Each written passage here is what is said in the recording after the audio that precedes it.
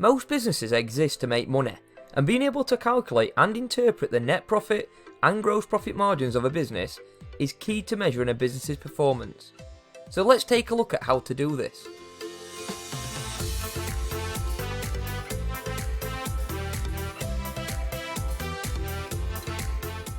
One of the most important financial concepts in business is gross profit. This is the difference between sales revenue and the cost of goods sold. It is calculated by subtracting the cost of goods sold from sales revenue. Effectively, it's the profit a business makes after deducting the costs which are associated with making and selling its products, or the costs associated with providing its services. The cost of goods sold refers to the direct costs of producing the goods sold by the business, which includes the cost of materials and the labour which is used to create the goods. However, it's important to note that gross profit only includes variable costs to assess the business's efficiency in using its labour and materials when producing goods or services. It does not include a business's fixed costs. If you'd like to know more about the difference between variable and fixed costs, then you could watch our video on this subject. A link will be made available at the end of this video.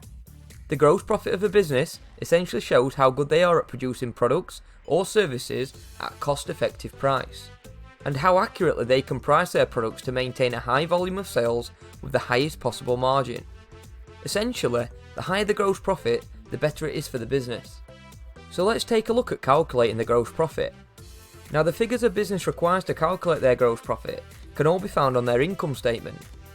Firstly, we start with the sales revenue, which in this example is £250,000.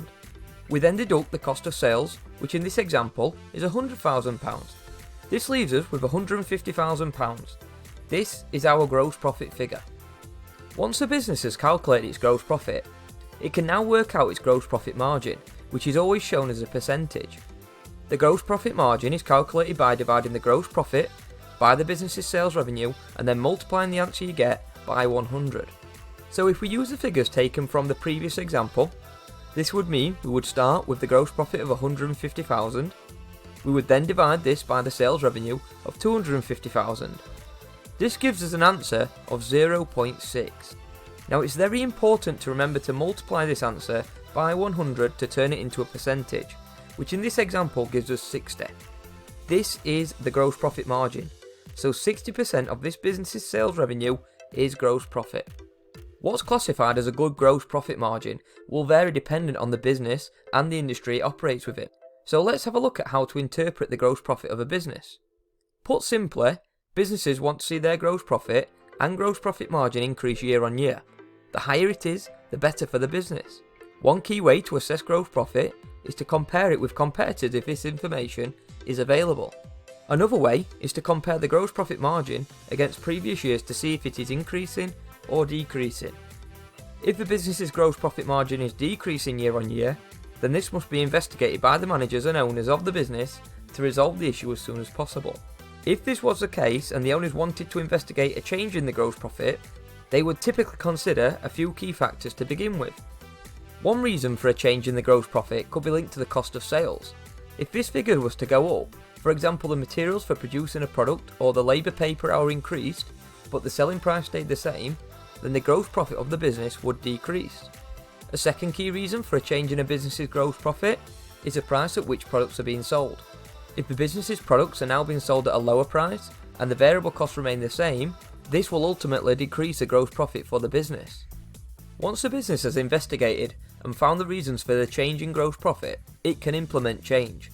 For example, increasing the selling price or seeking to find cheaper suppliers. So now we're going to move on to net profit. This is sometimes referred to as the bottom line. It is the amount of money that the business is left with after they subtract their total business expenses from their total revenue, as you can see from the formula that's on your screen now. However, a business's net profit doesn't include any tax payments, as the tax a business pays is actually based on their net profit figure. Therefore, you may also see this called net profit before tax. The net profit figure appears at the bottom of the statement of financial position. Therefore, the total business expenses include the cost of sales figure used in the gross profit calculation, but also includes all other costs such as the operating expenses and all other overheads that are incurred by the business, such as rent and interest on loans. Therefore, the net profit will always be lower than the gross profit. The higher the net profit margin, the better it is for the business, as this shows how profitable the business is overall, a key measure for any business and something that stakeholders would be interested in. So let's take a look at calculating the net profit. Same as the gross profit, the figures a business requires to calculate their net profit can all be found on their income statement. Firstly, we start with the sales revenue, which in this example is £250,000. We then deduct the total business expenses, which in this example is £220,000. This leaves us with £30,000. This is our net profit.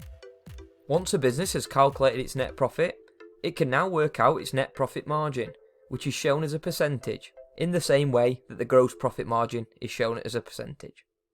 The net profit margin is calculated by dividing the net profit of the business by their sales revenue, and then multiplying the answer by 100, as shown by the formula on your screen right now. So if we use the figures taken from the previous example, this would require us to start with a net profit of £30,000.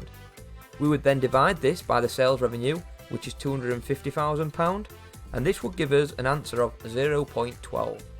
Now it's very important to remember to multiply the answer by 100, which in this example gives us 12. This is your net profit margin. Remember, it's shown as a percentage, so it's 12%. Just like gross profit, to interpret the net profit, a business will typically do one of two things. They can compare their net profit to their competitors, or compare their net profit against their previous year's performance. By improving the gross profit figure, the net profit figure will naturally increase.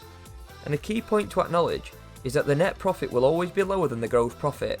This is because it is at the bottom of the business's income statement and therefore has to also deduct the operating costs and overheads from their sales revenue. However, in this example, our net profit is much lower than our gross profit. The gross profit for the business was £150,000, giving us a gross profit margin of 60%. However, the net profit was only £30,000, which gave us just a 12% net profit margin, meaning for every £1 of income, only 12p is net profit. Therefore, it is clear to see in this example that the business needs to reduce its operating costs and overheads. So the owners and management team should investigate costs such as rent, insurance and salaries to see if there is any opportunity to reduce these costs further. And if they were successful in doing this, this would ultimately increase the business's net profit. Thank you for listening. I hope that helps you to understand how to calculate both gross and net profit and the differences between them, as well as being able to interpret both of them and what it means for a business. This should help you make better financial decisions. And if you found this video useful, remember to like the video and subscribe for lots more business studies videos.